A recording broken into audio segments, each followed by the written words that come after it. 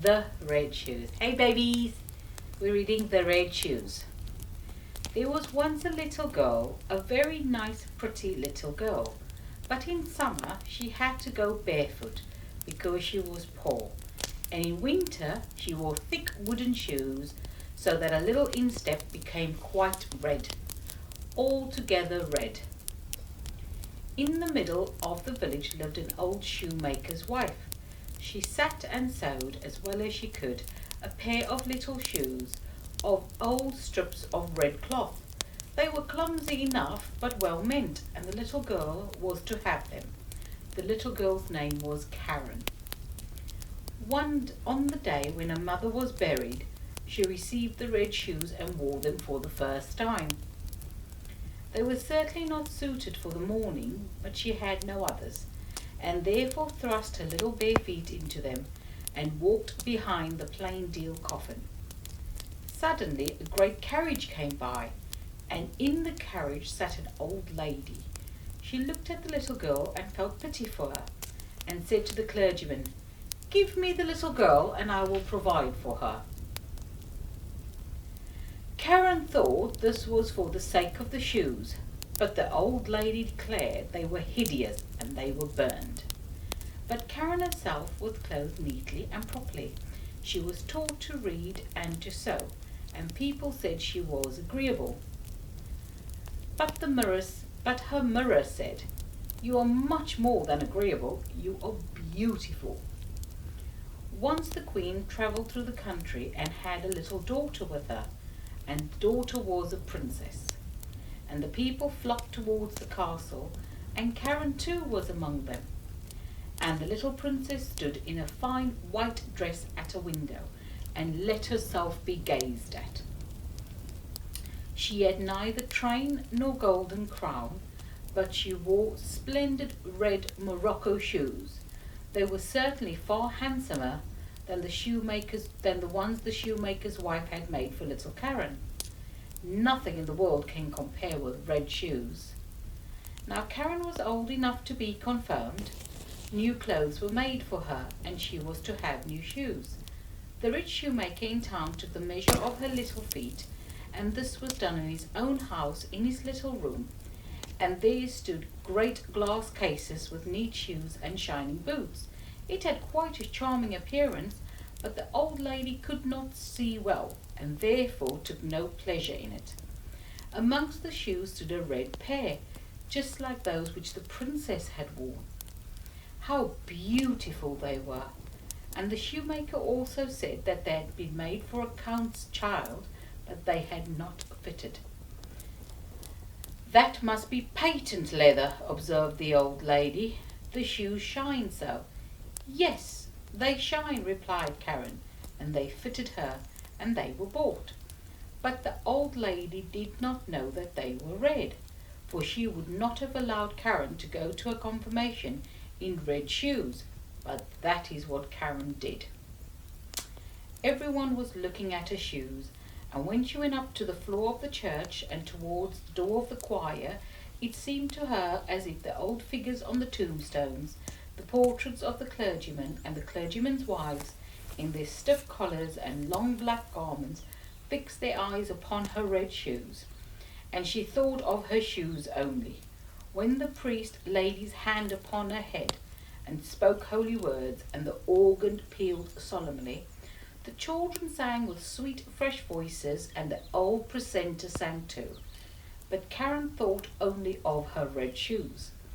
In the afternoon the old lady was informed by everyone that the shoes were red, and she said it was naughty and unsuitable, and when Karen went to church in future she should even only go in black shoes, even if they were old. Next Sunday was Sacrament Sunday, and Karen looked at the black shoes and looked at the red shoes and looked at them again and put on the red shoes. The sun shone gloriously, and Karen and the old lady went along the footpath through the field, and it was rather dusty. By the time they reached the church door, there stood an old invalid soldier with a crutch and a long beard, and the beard was rather red than white, for it was red altogether. and he bowed down almost to the ground and asked the old lady if he might dust her shoes. Karen also stretched out her little foot. "Look, what pretty dancing shoes," said the old soldier. "Fit so tightly when you dance," and he tapped the soles with his hand. The old lady gave the soldier an alms and went into church with Karen. And everyone in the church looked at Karen's red shoes, and the pictures looked at them. And while Karen knelt in the church, she only thought of her red shoes, and she forgot to sing her psalm and forgot to say her prayers. Now all the people went out of church, and the old lady stepped to a carriage. Karen lifted up her foot to step in too, and the old soldier said, "Look, what beautiful dancing shoes." And Karen could not resist. She was obliged to dance a few steps, and when she began, her legs went on dancing. It was as if the shoes had obtained a power over her. She danced round the corner of the church. She could not help it. The coachman was obliged to run behind her and seize her. He lifted her into the carriage, but her feet went on dancing, so that she kicked the good old lady violently. At last they took off her shoes, and her legs became quiet. At home she put the shoes away in a cupboard, but Karen could not resist looking at them. Now the old lady became very ill, and it was said that she would not recover. She had to be nursed and waited on, and this was no one's duty as much as Karen's. But there was a great ball in the town, and Karen was invited. She looked at the old lady who could not recover.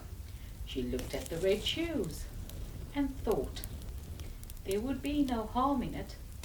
She put on the shoes, and that she might well very do, but then she went to the ball and began to dance. But when she wished to go to the right hand, the shoes danced to the left, and when she wanted to go upstairs, the shoes danced downwards, down into the street and out the town gate. She danced and was obliged to dance straight into the dark, dark woods. There was something glistening up amongst the trees, and she thought it was the moon, for she saw a face. But it was the old soldier with a red beard. He sat and nodded and said, "Look, what beautiful dancing shoes." Then she was frightened and wanted to throw away the red shoes, but they clung fast to her. She tore off her stockings, but her shoes had grown fast to her feet.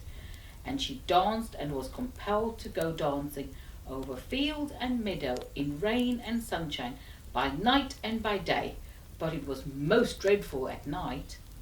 She danced into the open churchyard, but the dead there did not dance. They had something better to do. She wished to sit down on the poor man's grave where the bitter tansy grows, but there was no peace and no rest for her. And when she danced towards the open church door, she saw there an angel in long white garments with wings that reached from his shoulders to his feet. His countenance was serious and stern, and in his hand he held a sword that was broad and gleaming. "Thou shalt dance," he said, "dance in thy red shoes, till thou art pale and cold, and till thy body shrivels to a skeleton. Thou shalt dance from door to door, where proud and haughty children dwell. Thou shalt knock, that they may hear thee, and be afraid of thee. Thou shalt dance and dance." "Mercy!" cried Karen. But she did not hear what the angel answered, for the shoes carried her away, carried her through the gate onto the field, over stone and rock, and she was always obliged to dance. One morning she danced past a door which she knew well. There was a sound of psalm singing within, and a coffin was carried out, adorned with flowers. Then she knew the old lady was dead, and she felt she was deserted by all and condemned by an angel of God. She danced and was compelled to dance in the dark night. The shoes carried her over thorn and briar. She scratched herself till she bled. She danced away across the heath to a lovely house. Here she knew the executioner well. She tapped with her fingers on the pane and said, come out, I cannot come in, for I must dance." The executioner said, "You probably don't know who I am. I cut off the bad people's head with an axe, and mark how my axe rings." "Do not strike off my head," said Karen, "for if you do I cannot repent of my sin, but strike off my feet with the red shoes." She then confessed all her sin, and the executioner cut off her feet with the red shoes. But the shoes danced away with the little feet over the fields and into the deep forest. And he cut her a pair of wooden feet with crutches and taught her a song, which the criminals always sing. She kissed the hand that held the axe and went away across the heath. "Now I have suffered pain enough for the red shoes," said she. "I will go to church, and they may see me." She went quickly to the church door, but when she came there, the red shoes danced before her, so that she was frightened and turned back. The whole week through she was sorrowful, wept many bitter tears, but when Sunday came, she said, "Now I have suffered and striven enough. I think I am just as good as many of those who sit in the church and carry their heads high." And then she went boldly on. But she did not get farther than the churchyard gate when before she saw the red shoes dancing along before her. Then she was seized with terror, turned back and repented of her sin heartily. Then she went to the parsonage and begged to be taken there as a servant. She promised to be industrious and do all she could. She did not care for wages, but only wished to be under a roof with good people. The clergyman's wife pitied her and took her into service. She was industrious and thoughtful. Silently she sat and listened when the evening the pastor read the Bible out loud. All the little ones were very fond of her, but when they spoke of dress and splendour and beauty, she would shake her head. Next Sunday they all went to church and asked if she wished to go too. She looked sadly with tears in her eyes at the crutches. Then the others went to hear God's word, but she went alone into a little room, which was only large enough to contain her bed and a chair. Here she sat with a hymn book. She read with a pious mind, and the wind bore the notes of the organ to her. She lifted up her face, wet with tears, and said, "O Lord, help me." The sun shone so brightly, and before her stood an angel in white garments, the same one she had seen that night at the church door. But he no longer grasped the sharp sword. He held a green branch covered with roses and touched the ceiling. It rose up high, and wherever it touched it, a golden star gleamed forth. He touched the walls, and they spread forth widely. She saw the organ which was pealing its rich sound. She saw the old pictures of clergymen and their wives, and the congregation sat in decorated seats and sang from the hymn books. The church had come to the poor girl in a narrow room, and a chamber had become a church. She sat in the pew with the clergyman's people, and when they had finished, the psalmist looked up. "That was right. You came here, Karen." "It was mercy," said she. And the organ sounded its glorious notes, and the children's voices singing in chorus sounded sweetly and clear, and sunshine streamed so warm through a window upon the chair in which Karen sat. Her heart became so filled with peace, joy, and sunshine that it broke. Her soul flew on the sunbeams to heaven, and there was nobody who asked after the red shoes. Thank you. And I think I've put your Uncle Lee to sleep. Do you think the Babas will